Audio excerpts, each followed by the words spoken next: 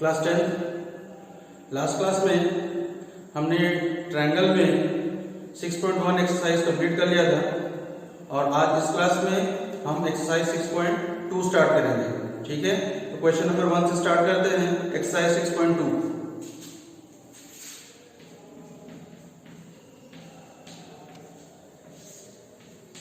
Question number 1 सब लोग ध्यान देंगे।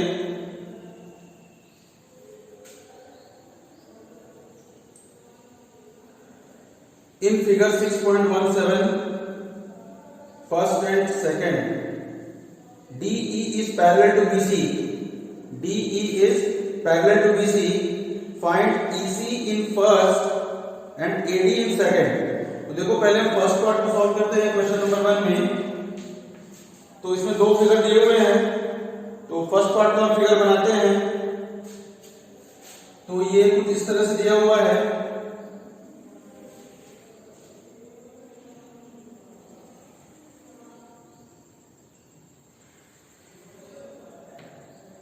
A B C, ये कोई एक लाइन है DE। DE कोई लाइन है, ये ऊपर 1.5 सेंटीमीटर है, इधर 1 सेंटीमीटर है, इधर 3 सेंटीमीटर है। ठीक है, तो कह रहा है कि अगर ये फिगर दिया हुआ है कि ABC एक ट्रायंगल है और DE एक लाइन सेगमेंट है, और इसमें ये भी दिया हुआ है कि जो DE है, DE is parallel to BC।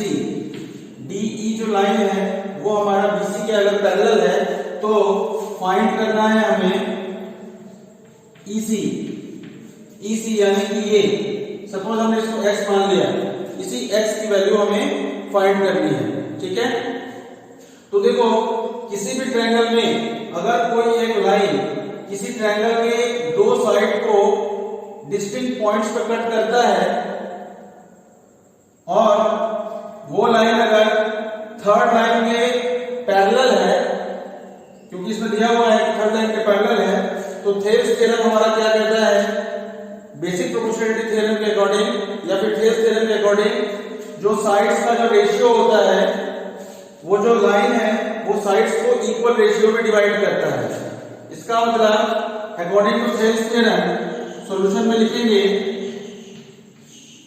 According to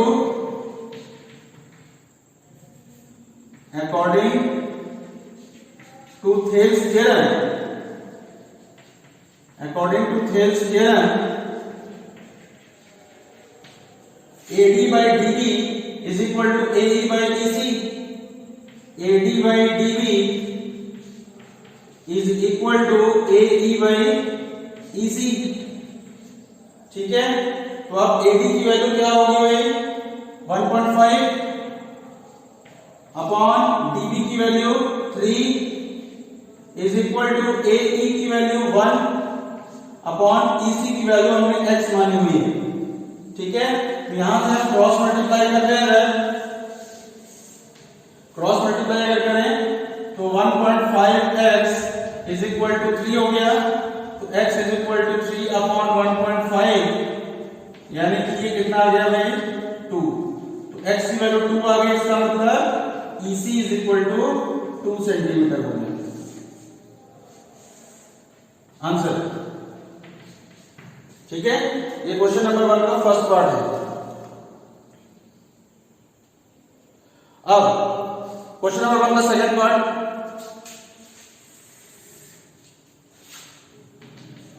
इसमें भी हमें फिगर दिया हुआ है, तो पहले हम फिगर को बना लेंगे।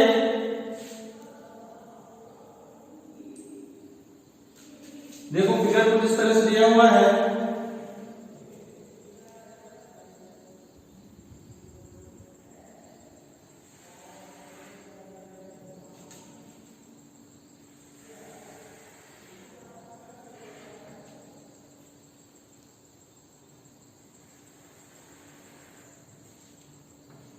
ठीक है, ABC AB C ये पॉइंट हमारा D है और ये पॉइंट E है। इसके अलावा हमें ये BD की वैल्यू 7.2 सेंटीमीटर दी हुई है, AE की वैल्यू 1.8 सेंटीमीटर है, EC की वैल्यू 5.4 सेंटीमीटर है, और हमें निकालना क्या है भाई, AD फाइंड करना है, फाइंड AD। तो देखो इसमें भी दिया हुआ है कि if DE is parallel to BC, DE जो है वो अगर BC के पैरेलल है तो हमें ये AD फाइंड करना है, find AD।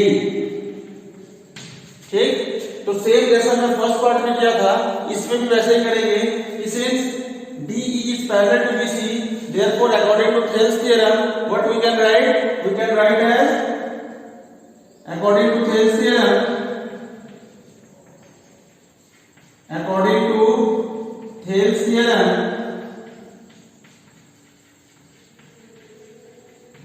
AD by DB is equal to AE by EC। ठीक है, अब सबकी वैल्यू पुट कर दें। तो देखो AD तो हमें निकालना ही है, सपोज हमने AD को x मान लिया, तो ये हो गया x अपॉन DB के प्लेस पे 7.2 इज इक्वल टू AE के प्लेस पे 1.8 अपॉन EC के प्लेस पे 5.4। ठीक है, अब क्या करें, हम क्रॉस मल्टीप्लाई कर रहे हैं, तो यहां से 7.2 का मल्टीप्लाई सिर्फ हम दूसरे साइड में कर दे अगर, तो x इज इक्वल टू हो जाएगा 1.8 इंटू 7.2 अपॉन 5.4। अब 1.8 से 5.4 कितने बार में डिवाइड होगा भाई, 3 बार में डिवाइड हो जाएगा, और फिर 3 से 7.2 को हम कैंसिल करेंगे 2.4 बार में, तो x इज इक्वल टू आ जाएगा 2.4, और x हमारा क्या है, AD, therefore AD is equal to 2.4 centimetre. Answer. ठीक है, एक बात देख लो,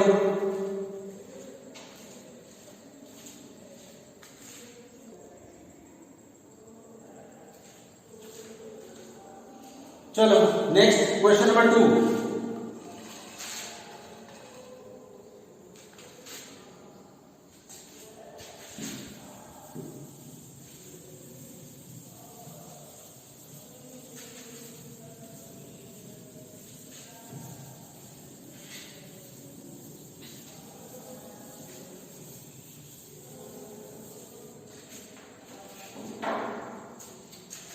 क्वेश्चन नंबर 2।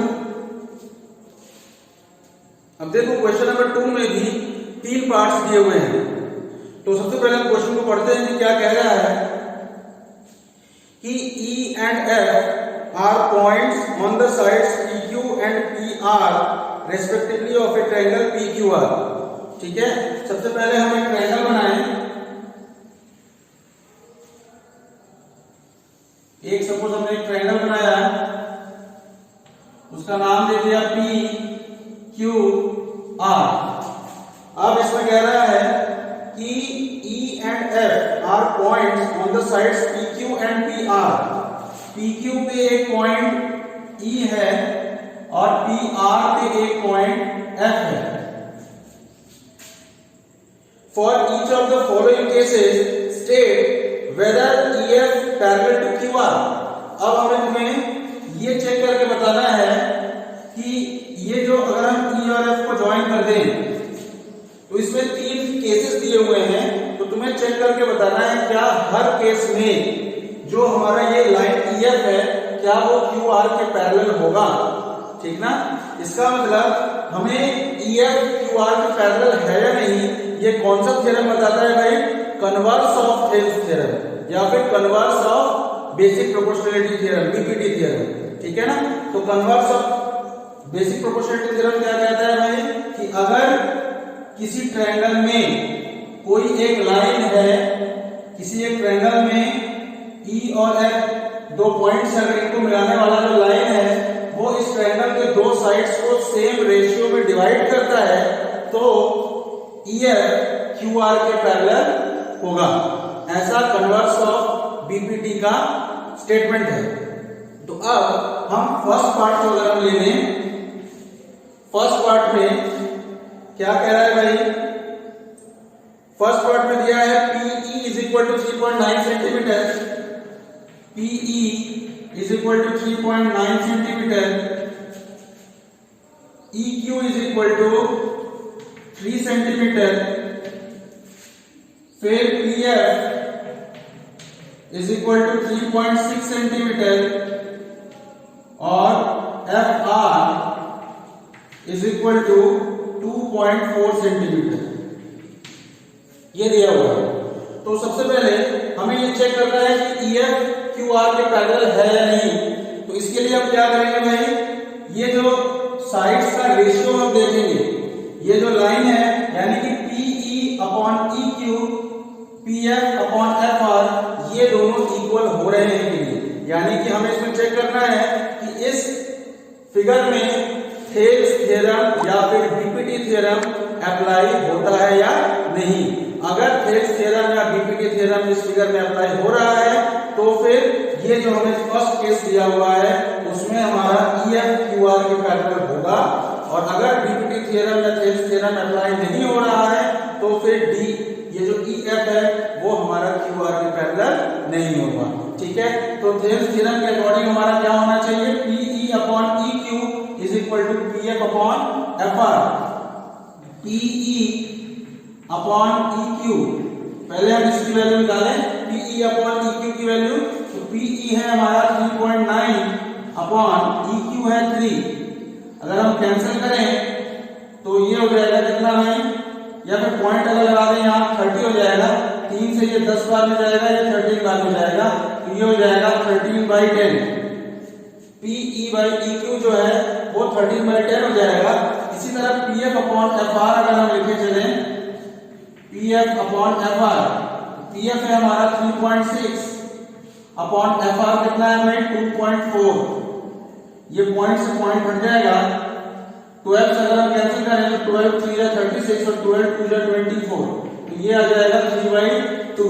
तो देखो भाई PE अपॉन EQ 13/10 है, जबकि PF अपॉन FR 3/2 है, और यहाँ पे हम क्या देख सकते हैं भाई कि PE upon EQ is not equal to PF upon FR। ये जब इक्वल नहीं हो रहा है इसका मतलब थेल्स थ्योरम अप्लाई नहीं हो रहा है, और जब थेल्स थ्योरम अप्लाई नहीं होता है इसका मतलब therefore EF is not parallel to QR। अब EF is not parallel to QR हमने किस वजह से लिखा है, क्योंकि कन्वर्स ऑफ बीपीटी थ्योरम से हमने ये चीज लिखा। ठीक है, ये जो स्टेटमेंट लिखने के लिए हमने कौन से थ्योरम का इस्तेमाल किया है, कन्वर्स ऑफ थेल्स थ्योरम या फिर कन्वर्स ऑफ बीपीटी थ्योरम। ठीक है, अब चलो सेकंड पार्ट। अब सेकंड पार्ट में क्या क्या दिया हुआ है, सेकंड पार्ट में है PE is equal to 4 centimetre, PE is equal to 4 centimetre, फिर QE is equal to 4.5 centimetre, फिर PF is equal to 8 centimetre और RF is equal to 9 centimetre. ठीक है, अब हमें इसमें बताना है कि क्या ये EF है वो QR के पैरेलल होगा। इसमें भी हम थेल्स थ्योरम अप्लाई करेंगे, तो थेल्स थ्योरम क्या है भाई हमारा, PE upon QE is equal to PF upon RF। यही थेल्स थ्योरम है, हम वैल्यू पुट करके देख लें।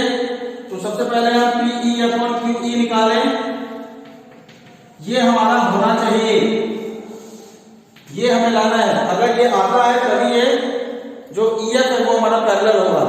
तो PE अपॉन QE यानी कि 4 अपॉन 4.5, पॉइंट हटा दिया तो 5 9 जा 45, 5 8 जा 40, तो ये आ गया 8/9।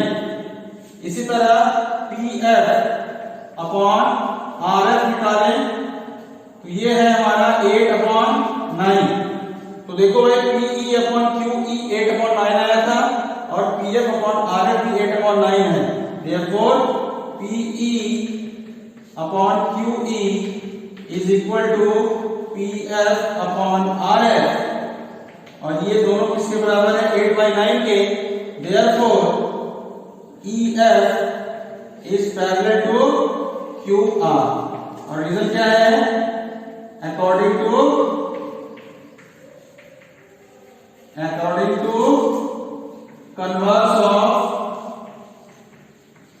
Converse of BPT. ठीक है, बेसिक प्रोपोर्शनैलिटी थ्योरम। बात समझ में आ गया। अब थर्ड पार्ट,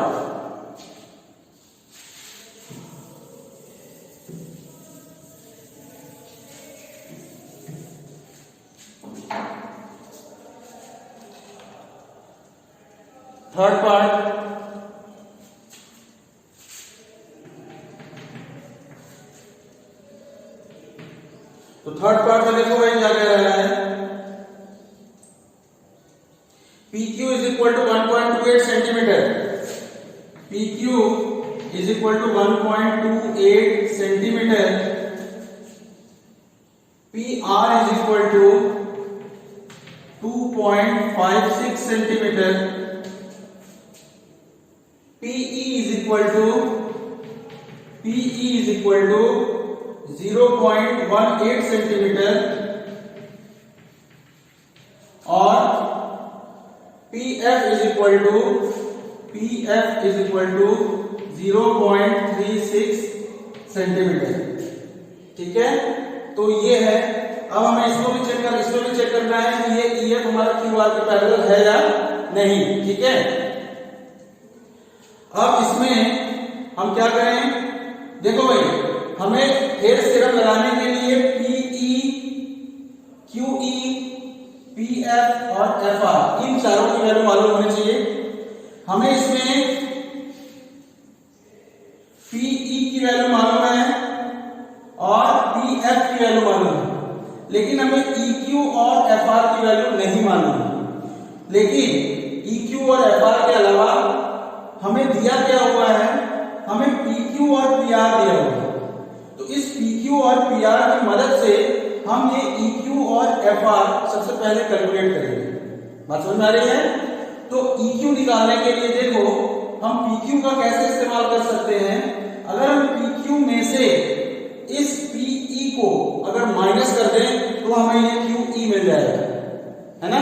तो सबसे पहले हम EQ या QE अगर निकालें, QE इज इक्वल टू हम लिख सकते हैं PQ माइनस PE। तो PQ कितना दिया हुआ है भाई 1.28 सेंटीमीटर, माइनस PE कितना होगा भाई, जो दिया हुआ है 0.18। तो ये हो गया 1.28 में से 0.18 गया तो 8 और 8 0 हो गया, 1 और 1 2, 1.10 ठीक सेंटीमीटर। ये QE की वैल्यू आ गई। इसी तरह आपको FR की भी वैल्यू निकालनी है। तो FR निकालने के लिए हम क्या करेंगे, FR इज इक्वल टू क्या होगा PR minus PF, PR minus PF। तो PR की वैल्यू कितनी दी हुई है भाई 2.56 माइनस PF दिया हुआ है हमें 0.36। तो 2.56 से 0.36 चला गया तो यहां पे बचा 2.20। ठीक है, तो देखो भाई हमें PE दिया ही हुआ था, PF भी दिया ही हुआ था, हमने EQ निकाल लिया, EQ या फिर QE हमने निकाल लिया है 1.10 और FR भी निकाल लिया है 2.20। अब हम थेल्स थ्योरम अप्लाई करेंगे। तो थेल्स थ्योरम के लिए हमें सबसे पहले PE अपॉन EQ निकालना है। तो PE अपॉन EQ, तो PE की वैल्यू है 0.18 अपॉन EQ। अब EQ बोलो या QE बोलो, बात एक ही है, QE। ठीक है, QE की वैल्यू है 1.10। अब ये पॉइंट हटाएंगे तो ये आ जाएगा 18 अपॉन 110। ठीक है, 18 अपॉन 110 अगर हम कैंसिल कर दें तो 2 9 का 18 और 2 55 का 110, तो 9/55 हो गया। क्लियर? अब इसी तरह हम पीएफ अपॉन एफआर भी निकालें, पीएफ अपॉन एफआर। तो पीएफ की वैल्यू तो हमें गिवन है, देखो 0.36 अपॉन एफआर की वैल्यू अभी कैलकुलेट किया गया है 2.20 है।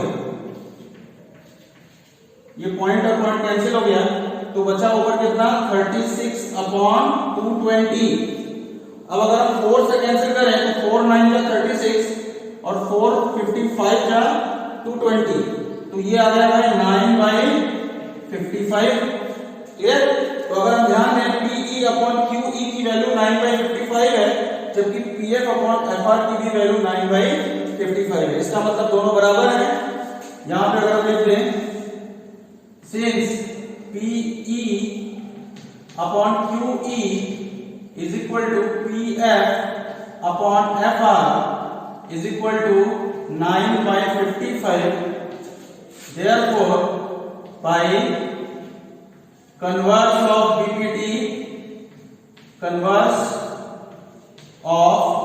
BPT क्या हम लिख सकते हैं, EF is parallel to QR। Answer ठीक है, बात समझ में आ गया भाई? अब चलो आगे नेक्स्ट क्वेश्चन, एक बार पहले इसको देख लो।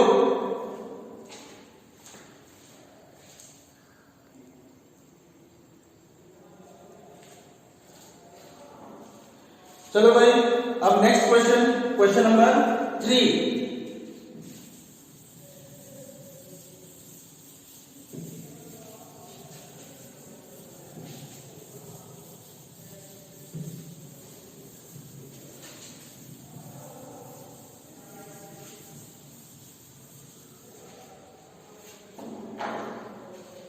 क्वेश्चन नंबर 3, अब देखो इसमें क्या कह रहा है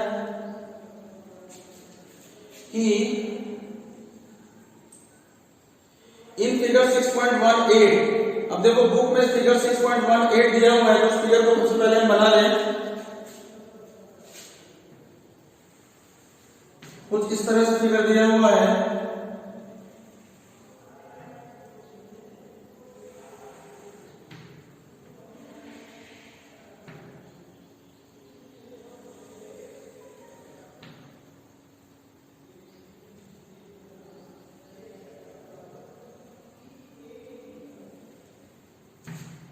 ये ए है, बी सी डी, ये एल है, ये एम और ये एन।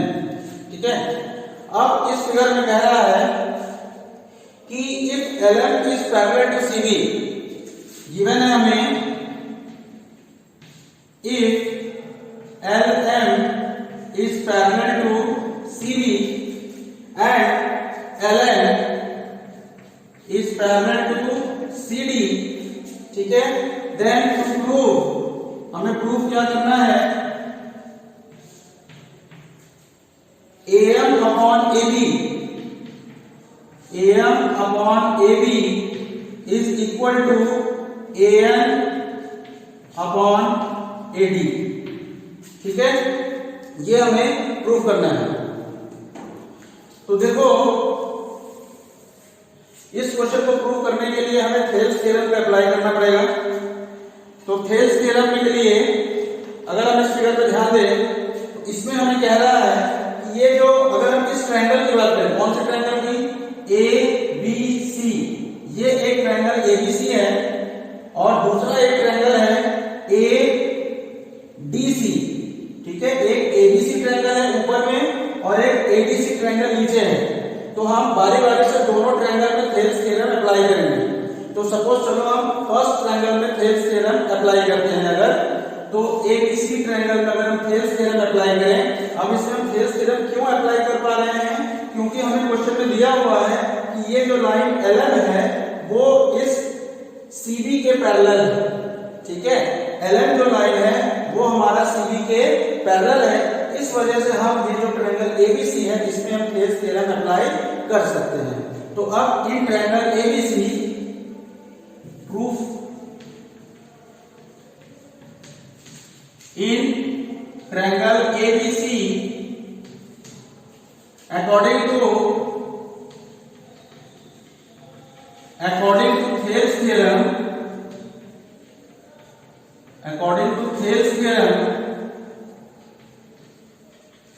हम क्या लिख सकते हैं भाई कि AM upon BM is equal to AL upon CL। ठीक है, तो AM upon BM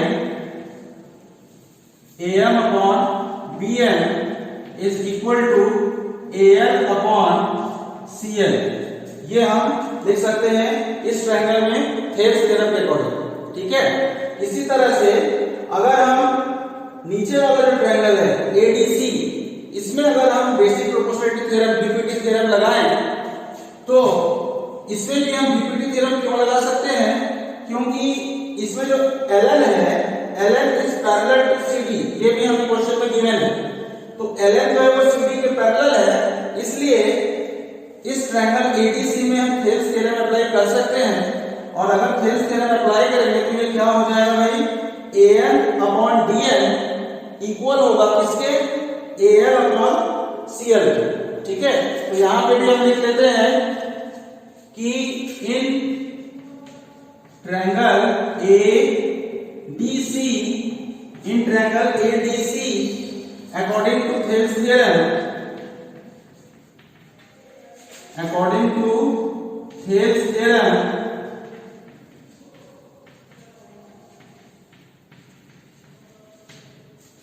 AN upon DN is equal to AL upon CL। ठीक है, ये हो गया। अब इसके बाद हम क्या करें, अगर हम इन दोनों इक्वेशंस को ध्यान से देखें तो दोनों इक्वेशंस के जो राइट हैंड साइड्स हैं, RHS जो दोनों इक्वेशंस के हैं वो सेम है, AL अपॉन CL ही है। तो इसका मतलब दोनों का लेफ्ट हैंड साइड में इक्वल होगा। अगर हमने इसको सपोज इक्वेशन 1 नाम दे दिया, इसको इक्वेशन नंबर 2 नाम दे दिया, तो from equation 1 and 2 AM upon BM is equal to AN upon DN। ठीक है, इतना आ गया। लेकिन एक्चुअली में हमें ये प्रूफ नहीं करना है, हमें प्रूफ करना है, देखो उसमें AM है, AN है, लेकिन BM नहीं है भाई, इसमें AB है। AB मतलब ये पूरा का पूरा साइड। इसी तरह से इसमें हमारा AD भी है, यानी कि ये पूरा का पूरा साइड। ठीक है, तो हमको ये BM और DN को रिप्लेस करना है। तो रिप्लेस करने का तरीका क्या होगा कि हम क्या करते हैं, इस पूरे इक्वेशन को रेसिप्रोकल उल्टा कर देते हैं। ठीक है, इसको अगर उल्टा कर देंगे तो ये हो जाएगा BM upon AM is equal to, इस इधर भी उल्टा हो जाएगा तो ये होगा DN अपॉन AM। बात समझ में आई?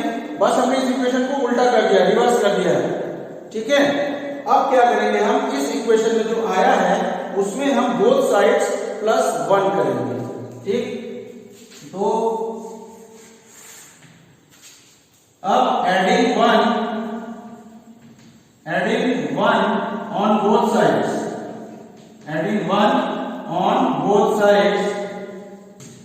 ये हो जाएगा BM अपॉन AM